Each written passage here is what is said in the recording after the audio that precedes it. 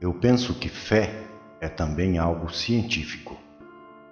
Por causa do tamanho do lóbulo frontal, que é de 40% do tamanho total do nosso cérebro, e é o coroamento da nossa espécie como seres humanos, ele é o lugar onde podemos fazer com que os pensamentos sejam mais reais do que qualquer outra coisa. Minha definição de fé é quando a gente acredita mais nos pensamentos do que em qualquer condição no nosso ambiente ou qualquer condição relacionada com o nosso corpo e com a transcendência do tempo. E nós temos todo o equipamento neurológico e biológico para fazer isso. E todos nós fazemos isso. Todos nós temos fé em alguma coisa. Todos acreditamos em alguma coisa. Quando encontramos em nossas vidas condições e situações desafiantes, nós naturalmente fazemos algo único.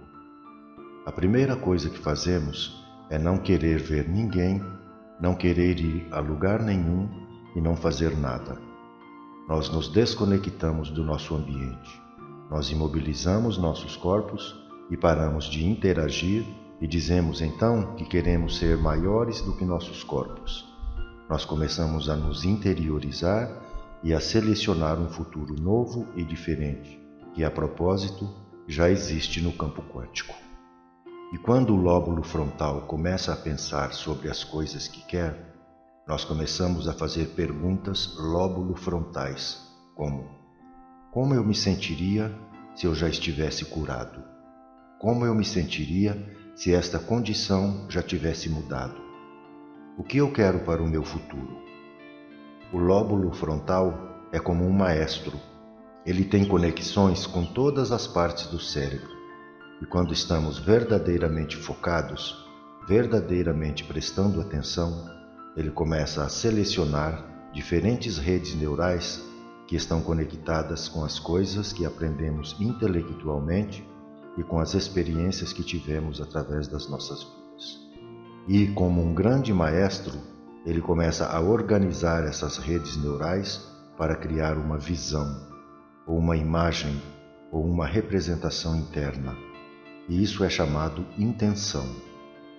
É aqui que a complicação começa, porque intenção não faz nada além de organizar um novo nível mental.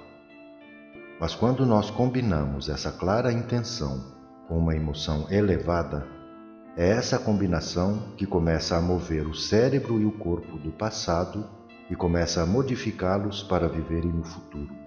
O que significa que devemos ensinar nossos corpos emocionalmente como sentiríamos antes daquele futuro se manifestar, ou seja, não esperar pela riqueza antes de nos sentirmos abundantes.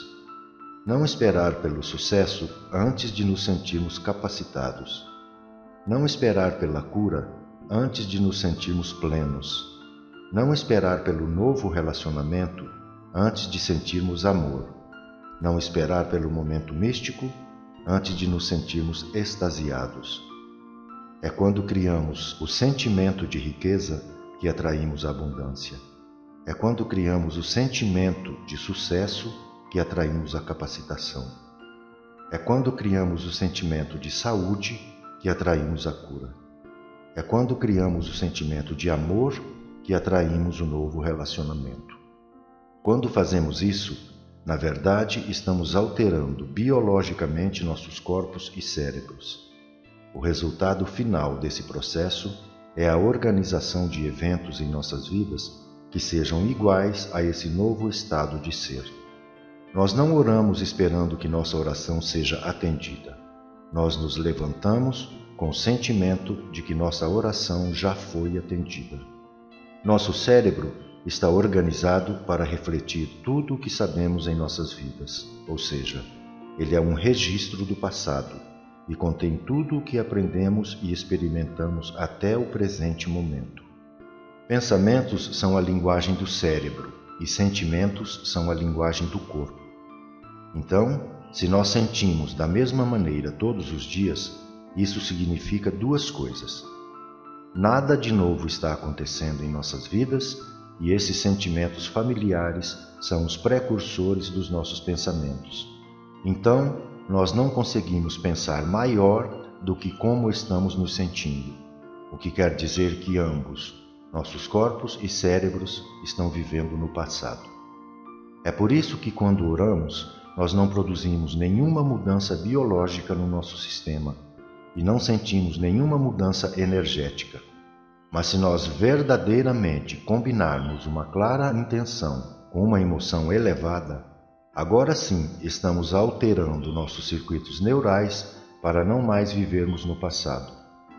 Se fizermos isso da maneira correta, para os nossos corpos e cérebros, é como se a experiência já tivesse acontecido. Nós podemos alterar o nosso cérebro simplesmente pensando diferente. E ele agora não é mais um registro do passado, mas um mapa do futuro. E se pudermos manter esse estado, nós começamos a selecionar e ligar novos genes. Então, o corpo também começa a se modificar, pois o corpo, como sendo a mente subconsciente, acredita que está vivendo naquela realidade futura no momento presente.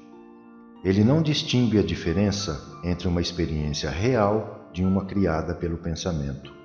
E se nós nos mantivermos consistentes nesse estado modificado, podemos esperar, porque o evento irá nos encontrar.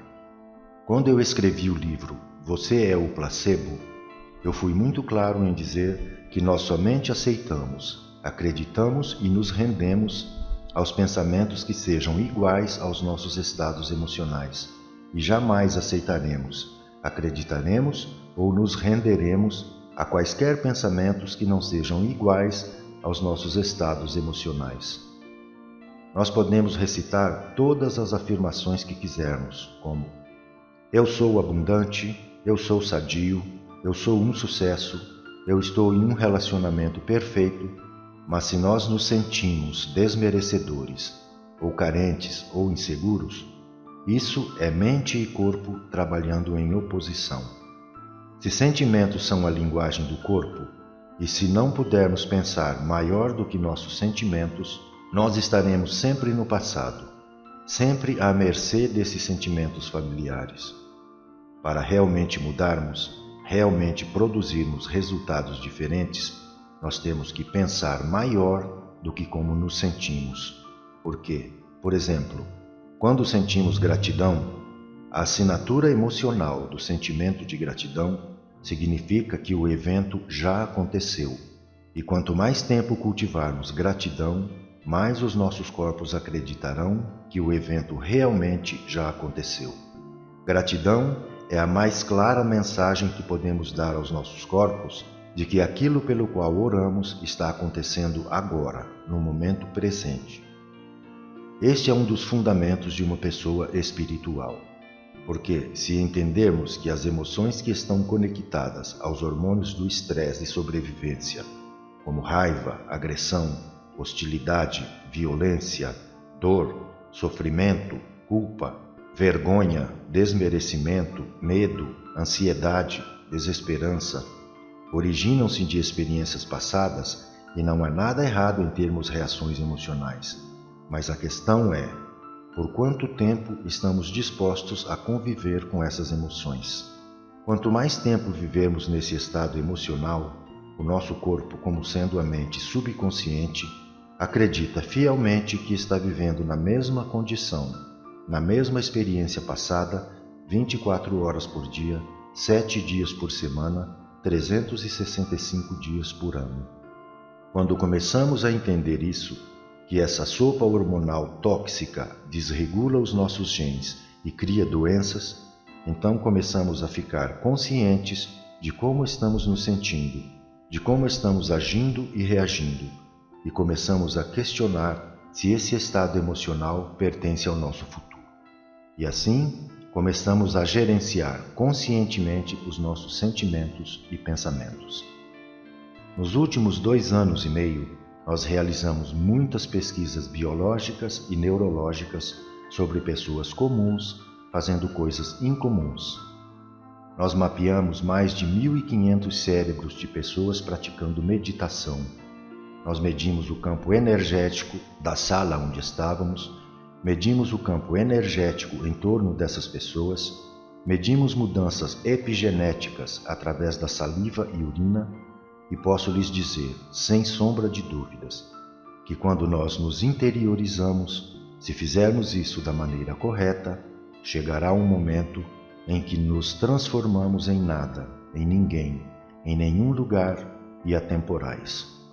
No momento em que nos desconectamos dos nossos corpos, do nosso ambiente e do tempo, este é o momento em que passamos a ser pura consciência. E nossa consciência individualizada começa a se fundir com a consciência universal. Quando isso acontece, nós começamos a agir de acordo com a natureza dessa consciência cósmica. Nossos corações e cérebros entram em sincronismo. Nossos campos energéticos se expandem para mais de 3 metros.